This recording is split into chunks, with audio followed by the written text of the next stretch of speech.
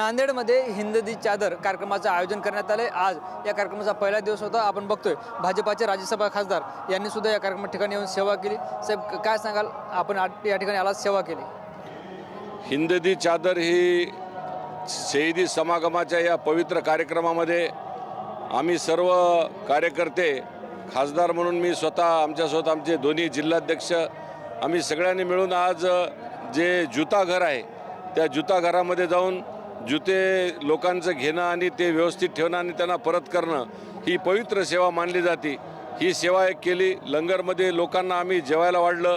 लंगरच्या ठिकाणी जे लोक स्वयंपाक करत होते त्यांच्यासोबत देखील आम्ही त्यांना मदत केली। स्वच्छता अभियान केलं। आमच्या ज्या सफाई कामगार महिला आहेत त्यांच्यासोबत आम्ही झाडू घेऊन आम्ही स्वतः त्यांच्यासोबत साफसफाई केली। ज्या ठिकाणी लंगरमध्ये वाढप करत असताना त्यांना देखील आम्ही मदत केली। या ठिकाणी जे भांडे धुणारे, भांडे घासणारे जे लहान लहान आमचे जे कार्यकर्ते आहेत त्यांच्यासोबत पण लंगरमध्ये आम्ही भांडे धुण्याचं पण आज आम्ही काम केलेलं आहे। सर्वसामान्य जनतेमध्ये राहून जी भगवान की सेवा ज्याला म्हणतात, ज्याला गुरु की सेवा ज्याला म्हणतात, हीच खरी सेवा आहे। ही खरी गुरु गोविंद सिंगांना आणि गुरु तेग बहादुरांना विनम्र अभिवादन आहे। त्या दृष्टिकोनातून गोरगरिबांची ईश्वरी सेवा करण्याचं काम डॉक्टर संतुकराव हंबर्डे, ॲडव्होकेट किशोर देशमुख यांच्यासोबत आज मी खासदार म्हणून या ठिकाणी सकाळपासून करीत आहे। या सर्व कार्यक्रमामध्ये हिंदुस्थानातले संत महंत आणि सर्व आंतरराष्ट्रीय ख्यातीचे सर्व मोठी मंडळी या कार्यक्रमात येऊन आमच्या सगळ्यांना आशीर्वाद देणार आहेत। उद्या जे आहे ते केंद्रीय गृहमंत्री अमित शहा सुद्धा येणार। हे सगळा दौरा कसा असणार आहे? मुख्यमंत्री सुद्धा येणार आहेत। देशाचे कणखर गृहमंत्री माननीय अमितभाई शहा हे उद्या येऊन या ठिकाणी माथा टेकतील, गुरुद्वाऱ्यामध्ये दर्शन घेतील, शहीदी समागममध्ये देखील गुरु ग्रंथ साहेबचं दर्शन घेतील आणि गुरु महाराजांचा आशीर्वाद घेतील। महाराष्ट्राचे लोकनेते, लोकप्रिय मुख्यमंत्री देवेंद्र फडणवीस साहेब पण दुपारी येतील, गुरुद्वाऱ्याचं दर्शन घेतील, या ठिकाणी येऊन माथा टेकतील। संपूर्ण शहीदी समागममध्ये जी चाललेली जी सेवा आहे त्या सेवेचा आनंद घेतील। त्या सेवेमध्ये स्वतः सेवेकरीमधून सहभागी होतील आणि संपूर्ण या जनतेला एक प्रकारे चांगल्या प्रकारचा असा हे गौरवास्पद आहे क्षण आमच्या दृष्टिकोनातून। आमचे राज्याचे प्रदेशाध्यक्ष रवींद्रजी चव्हाण, माननीय पालकमंत्री अतुल सावेजी, माननीय महसूल मंत्री बावनकुळे साहेब आणि आत्ता माननीय पालकमंत्री आमचे जुने जे होते, आत्ता जलसंपदा मंत्री होते ते आपत्ती व्यवस्थापन मंत्री गिरीश महाजनजी, अशी सर्व महाराष्ट्रातील नेते मंडळी या कार्यक्रमात येऊन सेवा करणार आहेत आणि गुरुचा आशीर्वाद घेणार आहेत। इतर राज्यातील काही मुख्यमंत्री आहेत। अमित शहांच्या दौऱ्याचा वेळ कसा असणार आहे? अमित शहा हे उद्या दिवसभर असणार आहेत।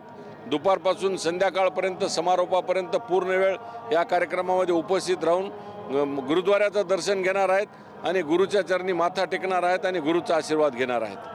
आपण साधू महंतांचा जे आहे ते आता उल्लेख केला आहे। नाशिकमध्ये कुंभमेळा पार पडणार आहे, मात्र कुंभमेळ्याचं नियोजन चुकीच्या पद्धतीनं होते असा आरोप साधू महंतांनी केला तिथल्या। हे चुकीची संकल्पना आहे, कारण त्याचेच प्रमुख पालकमंत्री गिरीश महाजन साहेब आज माझ्यासोबत होते। अतिशय उत्कृष्ट नियोजनाची त्याचा आराखडा चालू आहे आणि अतिशय चांगल्या पद्धतीनं हा कार्यक्रम कुंभमेळ्याचा होणार आहे। विनाकारण गैरसमज पसरवण्याचं काम या ठिकाणी लोक करतायत, त्यामुळे कुंभमेळ्याचं पावित्र्य हे अबाधित राहील। कुंभमेळा हा पूर्णपणे यशस्वी होईल आणि कुंभमेळा हा जागतिक दर्जाचा होईल असं मला आपल्याला सांगायचं आहे। नाशिकचे साधू गैरसमज पसरवतात? नाही, नाशिकच्या साधूंनी नाही, समाज कंटक जे असतात, साधू तर आम्हाला पूर्ण प्राणप्रिय आहे। साधूंनीच सांगितलंय चुकीच्या पद्धतीने। याच्यामध्ये कसं आहे की त्यांचा जर काही गैरसमज असेल ते आमच्या माध्यमातून आम्ही दूर करू। ज्या पद्धतीनं गेल्या 70 वर्षातला काळा इतिहास जो गुरु गोविंद सिंगांच्या मुलांचा बलिदानचा इतिहास आहे धर्मासाठी, गुरु तेग बहादुरांचं जे बलिदान आहे हे आमच्या मुलांसमोर कुठं आलं? आज या निमित्तानं हा बलिदान, हे शहीदी धर्मासाठी जे दिलं ते गेले 70 वर्ष लपवला होता, ते त्याग आणि समर्पण आज या कार्यक्रमाच्या निमित्तानं सगळ्याला दिसायला मिळत आहे। त्यामुळे सत्य हे कधी लपत नसते आणि शेवटी सत्याचाच विजय होत असतो। नांदेड महानगरपालिकेत तुम्हाला आता स्पष्ट बहुमत मिळाले। पत्रकार परिषद घेणार तुम्ही आज?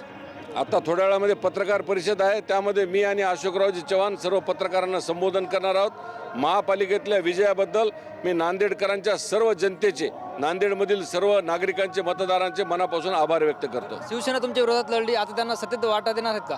आम्ही महायुतीमधून सरकारमध्ये आहोत, आम्ही महायुतीमधून आहोत आणि दोन्ही आमदार, आम्ही सर्व शिवसेना भाजप युती ही अबाधित आहे आणि मिळूनच आम्ही महापालिकेचा कारभार करणार आहोत। निश्चित आपण बघतोय भाजपाचे खासदार डॉक्टर अजित गोपछडे आपल्यासोबत होते, ज्यांनी या कार्यक्रम ठिकाणी येऊन सेवा केली. उद्या अमित शहा यांचा दौरा आहे असं सुद्धा त्यांनी सांगितलं. कॅमेरा पर्सन अमित आडेसह ज्ञानेश्वर लोंढे, TV9 मराठी, नांदेड.